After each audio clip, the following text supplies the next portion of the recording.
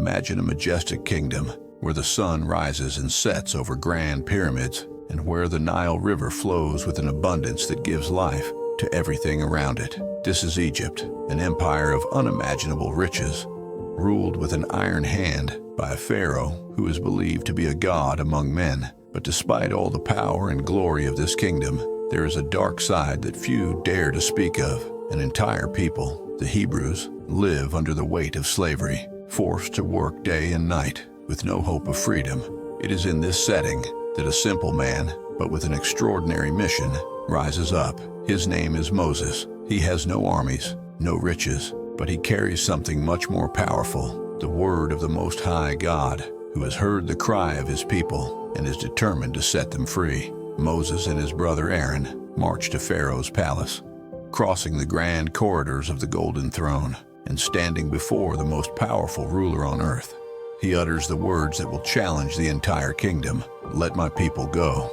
But Pharaoh's heart is as hard as stone. He laughs, he despises, he refuses. Pharaoh's arrogance challenges not only Moses, but God himself. And then, something extraordinary begins to happen. A power that the Egyptians never imagined begins to manifest. The Nile River, the source of all life and prosperity, turns into a river of blood, staining the once clear waters red. Fish die, the smell of death spreads through the air, and fear begins to grip the Egyptian people. And this is just the beginning.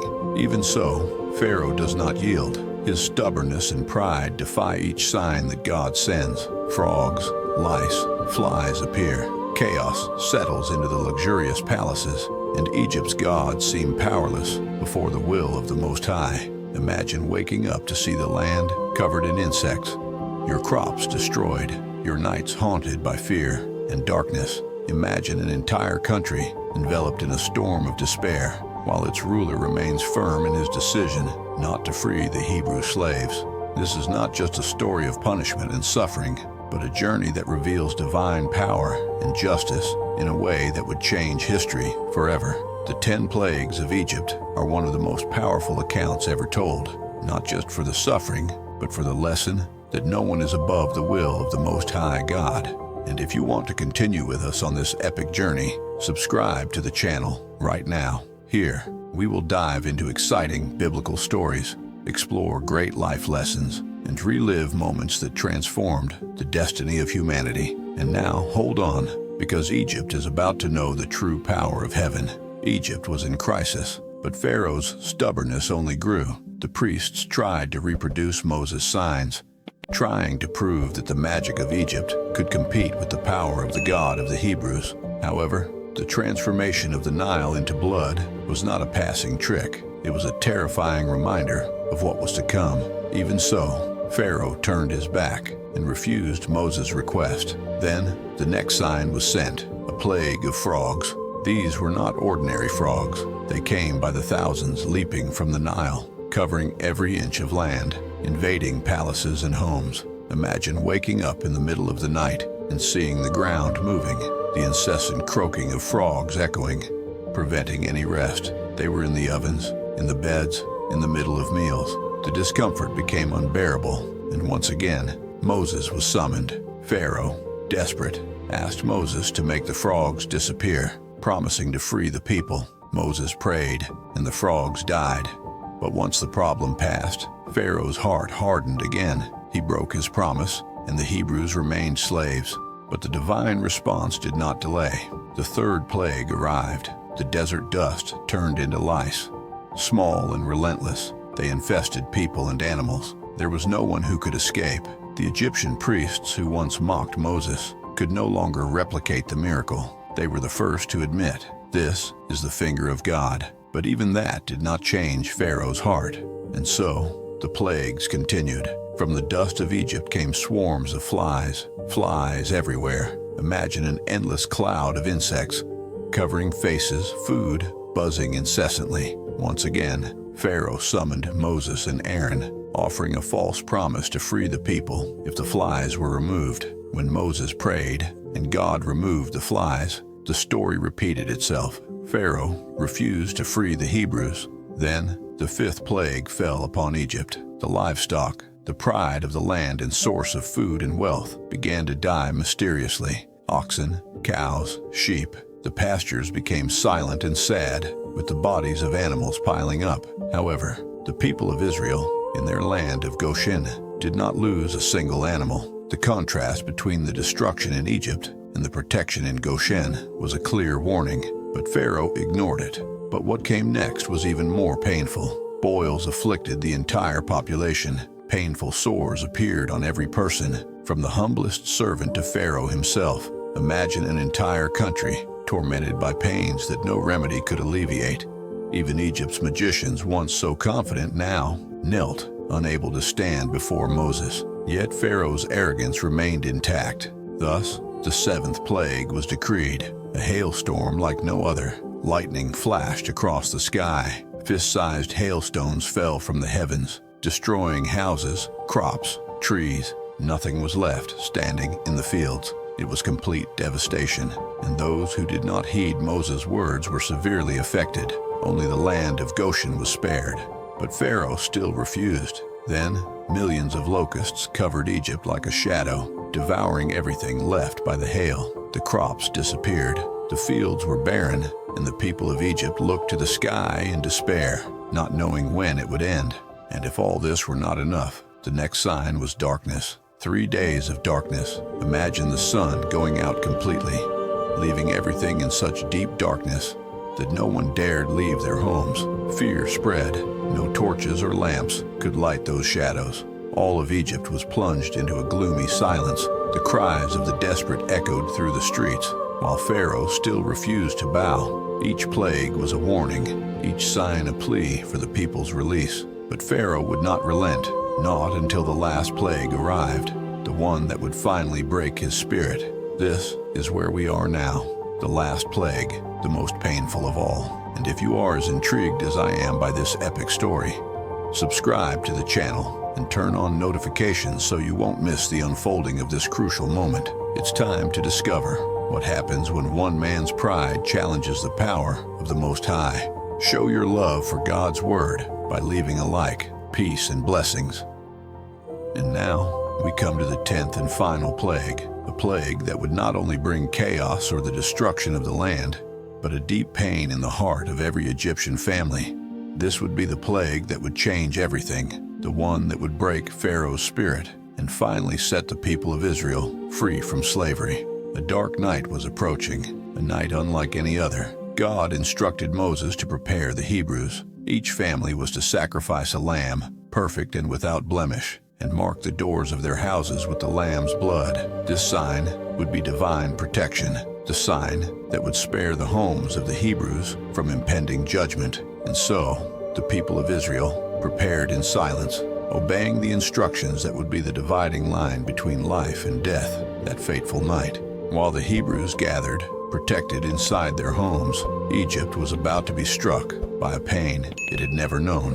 In the silence of the early hours, the angel of death passed throughout the land of Egypt. Every house that did not have the blood mark on the door experienced tragedy. The firstborn of every family was taken, from the child of the simplest farmer to the heir to Pharaoh's own throne. No one was spared. Imagine Egypt being overtaken by a unified cry of sorrow. The cries of mothers echoed through the streets, the moans of fathers realizing their children would not wake again. From north to south, all of Egypt was plunged into a bitter lament as every family suffered the loss of its firstborn. It was a night of pain, of loss, and of despair like no other. Pharaoh himself, who had previously ignored every warning, was struck by the personal and profound loss of his beloved son. He, who considered himself a god among men, now knelt, broken and without answers. The arrogance that had kept him firm until then crumbled in the face of death and powerlessness before the God of the Hebrews. He no longer had the strength to resist. In the darkness of that dawn, Pharaoh finally yielded. He called Moses and Aaron, and with tears in his eyes and a trembling voice, he commanded, "Go, leave my people, you and the Israelites. Go and serve your God as you have requested. Take your flocks, your families, and go, and bless me too." Pharaoh, who for so long had been the figure of stubbornness and pride, now begged the Hebrews to leave. So, before the sun rose, the people of Israel began their journey out of Egypt. After generations of slavery, they were finally free. The streets that once echoed with cries of pain now resounded with hurried footsteps and hearts full of hope. Each Hebrew family, each child, each elder carried not only their belongings but also the promise of a new beginning, a future far from oppression in a land that God had promised them. Egypt, for its part, lay in ruins. The nation that was once a symbol of power and prosperity was now marked by destruction and mourning. The waters of the Nile, the pride of the kingdom, had been corrupted. The livestock were dead, the crops destroyed, and now the homes were empty of the laughter of the firstborn. This was the consequence of challenging the living God. As the Hebrews marched toward freedom, it was as if an immense weight had been lifted from their shoulders. They looked to the horizon, knowing the journey would not be easy. But for the first time in a long while, they had something invaluable: hope. The hope that the God who had freed them would be with them every step of the way. And so ends the saga of the plagues of Egypt, but not the story of the people of Israel. For what awaited them ahead was a journey filled with challenges, miracles, and moments in which faith would be tested once again. If you want, I can make the second part of this video showing what happened to the Hebrews during their journey to the Promised Land. Comment below. I want the continuation, and I will do it for you. This was not just a story about plagues and miracles. It was a journey of transformation where the impossible became possible and where an oppressed people found the courage to dream again. Moses, with his unshakable faith, showed that with God, nothing is impossible and that even the hardest heart can be touched. And above all, this story teaches us that the power of freedom and justice will always prevail over oppression. Egypt, once a symbol of unbreakable power, saw its forces crumble when confronted by the true God. Each plague was a reminder of divine power and how great the justice of heaven is compared to the vanity of men.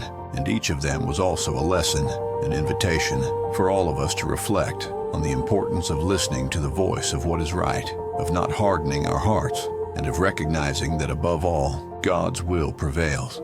But the journey of the people of Israel is far from ending here. This was just the first great victory. The path through the desert would bring even greater challenges, moments of faith and doubt, extraordinary miracles, and teachings that would be passed down from generation to generation. The journey to the Promised Land was just beginning, and with it, a new story of faith and overcoming awaited to be told. If this story touched your heart, if you were inspired by Moses' courage and the greatness of the miracles of the Most High, don't forget to subscribe to our channel. Here, we bring biblical stories like this one, which are not just about the past, but about the lessons that still echo in our lives today. Leave your like, share this story with your friends and family, and tell us in the comments what inspired you the most in this journey. I'm leaving 2 special videos here at the end for you. One talks about how the miracle of resurrection happened, and in the other, I show you how Job continued to worship even after losing everything. Go check them out. Remember, just as God was with Moses and the people of Israel, He is also with us in the challenges we face every day. And it is in faith and perseverance that we find true freedom. So, stay with us, because many more epic and transformative stories are to come. May God bless you all, and see you next time.